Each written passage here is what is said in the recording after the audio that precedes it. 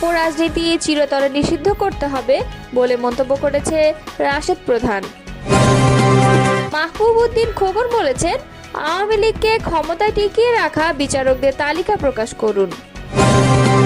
শুধু শেখ হাসিনা নয়, আওয়ামী লীগকেও বিচারের আওতায় আনা উচিত বলে মন্তব্য করেছেন মির্জা ফখরুল। 5 কোটি টাকায় আওয়ামী লীগ নেতার নামে চত্বর ভেঙে ফেলা হচ্ছে এবং তৈরি করা হচ্ছে জুলাই শহীদ স্তম্ভ। এতক্ষণ শুনছিলেন সংবাদ শিরোনাম, এবার বিস্তারিত। নতুন বাংলাদেশে আধিপত্যবাদ এবং আওয়ামী লীগের অপরাজনীতি চিরতরে নিষিদ্ধ করার আহ্বান জানিয়েছেন জাতীয় গণতান্ত্রিক পার্টির সহসভাপতি ও দলীয় মুখপাত্র রাশেদ প্রধান। বুধবার বরিশালের town hall Hatem Ali college চৌমাখা এলাকায় গণসংযোগ ও লিফলেট বিতরণ শেষে পথসভায় সংক্ষিপ্ত বক্তব্যে অন্তর্বর্তী সরকার সহ সংশ্লিষ্টদের প্রতি তিনি আহ্বান জানান।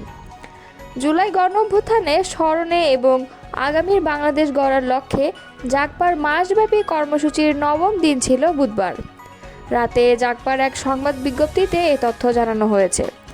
জাতীয় রাজস্ব বোর্ড এনবিআর এর সাম্প্রতিক আন্দোলনের প্রসঙ্গ টেনে রাশেদ প্রধান বলেন, এনবিআর সংস্কার অধ্যাদেশের বিরোধিতার অজুহাতে 61 দিন আন্দোলন, কমপ্লিট শাটডাউন, সরকারের বদলি আদেশ ছিঁড়ে ফেলার ঔদ্ধত্যপূর্ণ আচরণ কোনো সাধারণ ঘটনা নয়। খালি চোখে সাধারণ আন্দোলন মনে হলেও এটি ছিল পার্শ্ববর্তী একটি দেশের পরিকল্পনা এবং ইন্ধনে অন্তর্বর্তী সরকার উৎখাতের গভীর ষড়যন্ত্র। তাই শুধু চিহ্নিত আন্দোলনকারী নয়, বরং এনবিআর এর উপর মহল থেকে সবার বিরুদ্ধে সরকারের তদন্ত করা উচিত। তিনি বলেন, গত 5 আগস্ট আওয়ামী লীগের পরাজয়ের পর থেকে দেশে একের পর এক ষড়যন্ত্র চলছে। অন্তর্বর্তী সরকার এবং দেশের জনগণকে সতর্ক থাকতে হবে। নতুন বাংলাদেশে আধিপত্যবাদ এবং আওয়ামী লীগের অপরাজনীতি চিরতরে নিষিদ্ধ করতে হবে। পথসভায় আরও বক্তব্য রাখেন জাগবার প্রেসিডিয়াম সদস্য আসাদুর রহমান খান, সৈয়দ শফিকুল ইসলাম, ঢাকা মহানগরের আহ্বায়ক শ্যামল চন্দ্র সরকার, যুব জাগবার সভাপতি নজরুল ইসলাম বাবলু, সাংগঠনিক সম্পাদক অলিউল আনোয়ার, শ্রমিক জাগবার সাধারণ সম্পাদক মনোয়ার হোসেন, জাগপা ছাত্রলীগের সাধারণ সম্পাদক জীবন আহমেদ অভি, বরিশাল জাগপা নেতা আব্দুল জলিল খাঁ এবং মোহাম্মদ লাল মিয়া প্রমুখ। ফ্যাসিস্ট আচরণকারী আওয়ামী লীগ সরকারকে টিকিয়ে রাখতে বিচার বিভাগে যেসব বিচারক ভূমিকা রেখেছেন তাদের বিরুদ্ধে কী ব্যবস্থা নেওয়া হয়েছে সে বিষয়ে একটি পূর্ণাঙ্গ তালিকা প্রকাশের আহ্বান জানিয়েছেন সুপ্রিম কোর্ট আইনজীবী সমিতির সভাপতি ব্যারিস্টার মাহবুব উদ্দিন খোকন। আজ বুধবার দুপুরে সুপ্রিম কোর্টে বারের অডিটোরিয়ামে আয়োজিত এক সংবাদ সম্মেলনে তিনি এ দাবি জানান। মাহবুব উদ্দিন খোকন বলেন, সরকারকে ক্ষমতায় ধরে রাখতে যেসব বিচারক সহায়ক ভূমিকা পালন করেছেন তাদের চিহ্নিত করতে চাইলে তা খুব বেশি সময়ের ব্যাপার নয়। সরকার এবং প্রধান বিচারপতির সদিচ্ছা থাকলেই তা সম্ভব। সেই বিচারকদের বিরুদ্ধে কী পদক্ষেপ নেওয়া হয়েছে সেটি জানিয়ে একটি তালিকা প্রকাশ করা হোক। তিনি আরও বলেন, ঢাকার বাইরে হাইকোর্টে স্থায়ী বেঞ্চ স্থাপন করতে হলে সংবিধানের 8ম সংশোধনী মামলার রিভিউ আবশ্যক। এটি ছাড়া তা বাস্তবায়ন সম্ভব নয়। বিচারক নিয়োগ সংক্রান্ত বিষয়ে সুপ্রিম কোর্ট বারের সভাপতি বলেন, বিচারক নিয়োগ সংক্রান্ত অধ্যাদেশ সংশোধনের প্রয়োজন রয়েছে, কারণ বিচারক নিয়োগ কমিটিতে কোনো আইনজীবীর প্রতিনিধিত্ব রাখা হয়নি, অথচ অধস্তন আদালতের বিচারকদের প্রতিনিধি রাখা হয়েছে, এটা অনুচিত।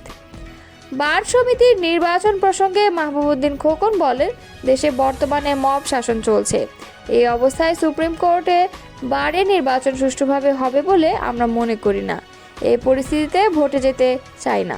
গণহত্যার জন্য শুধু শেখ হাসিনা নয়, দলীয়ভাবে আওয়ামী লীগেরও বিচার হওয়া উচিত বলে মন্তব্য করেছেন বিএনপি মহাসচিব মির্জা ফখরুল ইসলাম আলমগীর। বুধবার রাজধানীর নিউরোসায়েন্স হাসপাতালে চিকিৎসাধীন বিএনপি নেতা আব্দুল কুদ্দুসকে দেখে গণমাধ্যমের কাছে তিনি এই কথা বলেন। মির্জা ফখরুল বলেন, শেখ হাসিনা ও আওয়ামী লীগের সবচেয়ে বেশি রোষানলের শিকার বিএনপি, আর সবশেষ গণহত্যার সঙ্গে সরাসরি জড়িত ছিলেন শেখ হাসিনা। নির্বাচন আর সংস্কার কখনো সাংঘর্ষিক নয় দাবি করে বিএনপি মহাসচিব বলেন, দেশের জনগণ নির্বাচন চায়। সেই সঙ্গে যারাই নির্বাচন পেছানোর কথা বলছেন তাদের আরও ভেবে দেখার আহ্বান জানান তিনি। এ সময় সব রাজনৈতিক দলকে ঐক্যবদ্ধ থাকারও আহ্বান জানান বিএনপি মহাসচিব। বাংলাদেশ নারী ফুটবল দলের তারকা ঋতুপর্ণা চাকমার মায়ের চিকিৎসায় পাশে দাঁড়ালো বাংলাদেশ জাতীয়তাবাদী দল বিএনপি।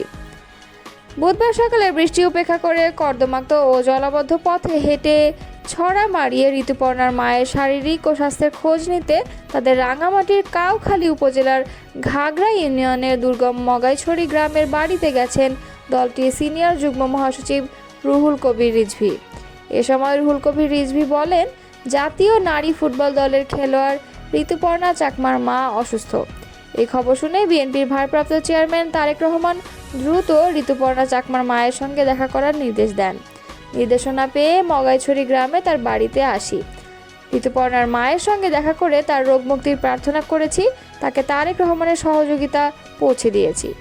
তিনি আরও বলেন, মগাইছড়ি গ্রামে যাতায়াতের সড়ক নির্মাণ নিয়ে গত 17 বছর ধরে উন্নয়নের যে বুলি উড়ানো হয়েছে, আজকে আমরা এখানে এসে দেখতে পেলাম তার বাস্তব প্রমাণ কিছুই নেই। এ সময় প্রয়োজনীয় সংস্কার শেষ করে দ্রুত জাতীয় নির্বাচন দেওয়ার দাবিও তুলে ধরেন তিনি। এ সময় দলটির পক্ষে ঋতুপর্ণার মা বসুপতি চাকমার যাবতীয় চিকিৎসার দায়িত্ব নেওয়ার আশ্বাস দিয়ে তার ও পরিবারের প্রতি দলের ভারপ্রাপ্ত চেয়ারম্যান তারেক রহমানের শুভকামনা ও সহমর্মিতার বার্তা পৌঁছে দেন তিনি।